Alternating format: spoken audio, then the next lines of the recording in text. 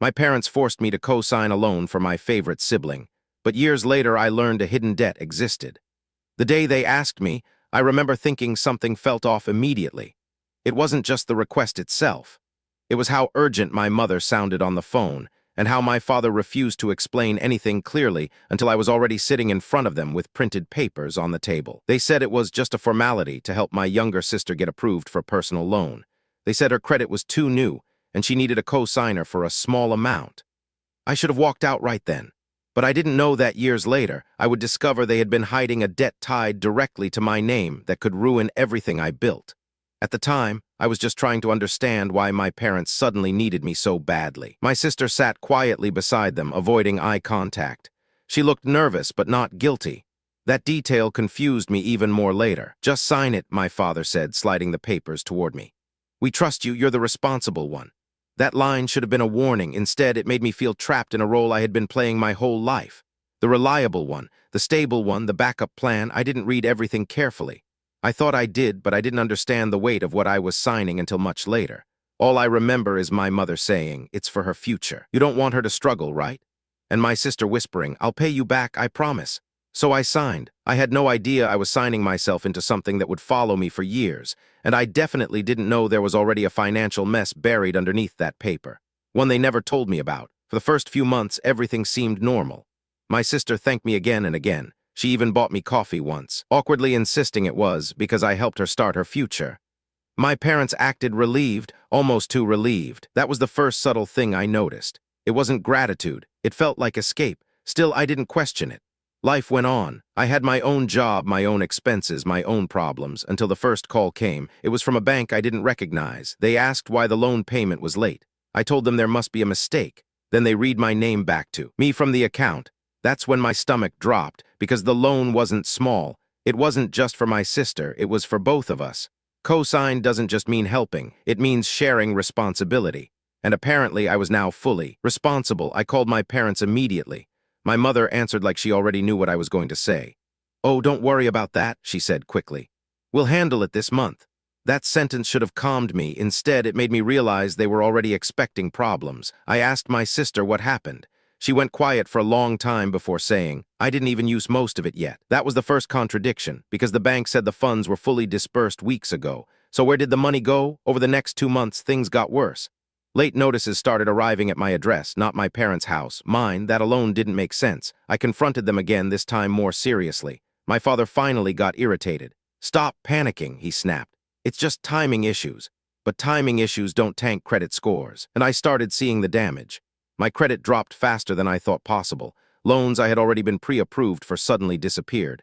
One lender even told me, "You have outstanding delinquency on a shared obligation." Shared obligation, that phrase stuck in my head, because I realized I wasn't just helping anymore. I was tied to something bigger, something I didn't fully understand. That night, I checked every document I had signed, and that's when I noticed something strange. The loan wasn't structured the way they described. It wasn't just for my sister. There was a consolidation clause buried in the paperwork, one that referenced older debts, debts I had never heard about. My hands started shaking as I read it again, because it listed an account under my father's name, closed, transferred, restructured, and partially reassigned under my credit profile. I didn't even know that was possible, unless someone intentionally set it up that way. The next confrontation was different. I didn't go in confused. I went in with questions. My parents didn't like that. My mother tried to grab the papers from my hand the moment I showed them. My father didn't even pretend anymore. "You shouldn't be looking into this," he said flatly. That sentence changed everything because it wasn't denial, it was control. My sister finally spoke up, her voice shaking. "I didn't know it was like that," she said. "They told me it was just for school expenses." School expenses. But the loan amount didn't match tuition, not even close. Something was being hidden from all sides, and I was stuck in the middle of it. That night, I asked my sister to show me her account statements. She hesitated, then agreed. What I saw didn't match anything my parents had said. Large transfers had been made within hours of the loan disbursement. Not to her school, not to her. To accounts I didn't recognize, and one of them had my father's name attached in a secondary authorization field. That's when I realized the truth wasn't missing. It was buried. I started digging on my own after that. I pulled my credit report fully. I contacted the lender directly. I even paid for a full financial trace report through a service I barely understood. And slowly, the pattern started forming. There wasn't just one loan. There were multiple, stacked over years, some under my father's name, some under my mother's, and some partially routed through mine. But what made my blood run cold was the timeline. The oldest debts weren't new. They were years old, before the co-signing even happened, which meant something simple but terrifying. I hadn't been brought in to help my sister. I had been brought in to absorb exposure, to shift liability, to give them access to credit they no longer qualified for, and the co-sign wasn't the beginning. It was a transfer point. I confronted them again, but this time I didn't go alone. I brought printed reports. My father went silent the moment he saw them. My mother tried to speak, but stopped halfway. My sister looked between us, confused and scared. "You've been moving debt under my name," I said. No one denied it immediately. That silence was worse than anything they could have said. Finally, my father spoke. "It wasn't supposed to fall on you permanently." That word, permanently, hit me harder than anything else. I asked what that meant. My mother finally broke. "We were going to fix it," she said quickly, "once things stabilized." But they never stabilized. They were already drowning, and I was the lifeline they used without telling me. Then my sister said something I didn't expect.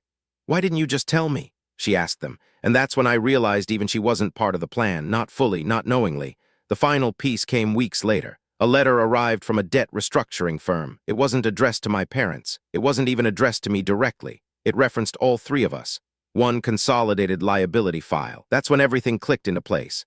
The hidden debt wasn't just random loans. It was one collapsing financial structure that had been quietly shifting between names for years.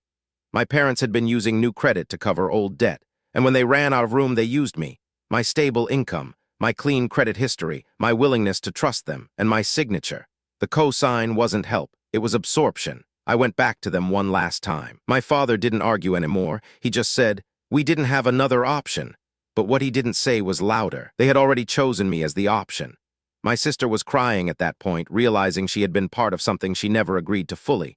But the worst part wasn't even anger. It was clarity, because I could finally see every moment differently. The urgency, the pressure, the rehearsed explanations, even my sister's nervous silence that day. None of it was random. It was coordinated desperation. I'm now dealing with the fallout alone. The loan is legally mine as much as theirs. My credit is recovering, but slowly, and I've learned something I wish I had understood earlier. Co-signing doesn't mean trusting someone. It means becoming responsible for what they can't handle anymore. But the part that still haunts me is this. The hidden debt they never admitted fully wasn't just financial. It was time. Years of compounding decisions I was never told about. And by the time I learned the truth, I wasn't just fixing a mistake. I was inheriting a collapse. Sometimes I think about that day at the table. The papers, the urgency, my sister's silence. And I wonder how much of it was ignorance, and how much of it was already decided before I even walked in.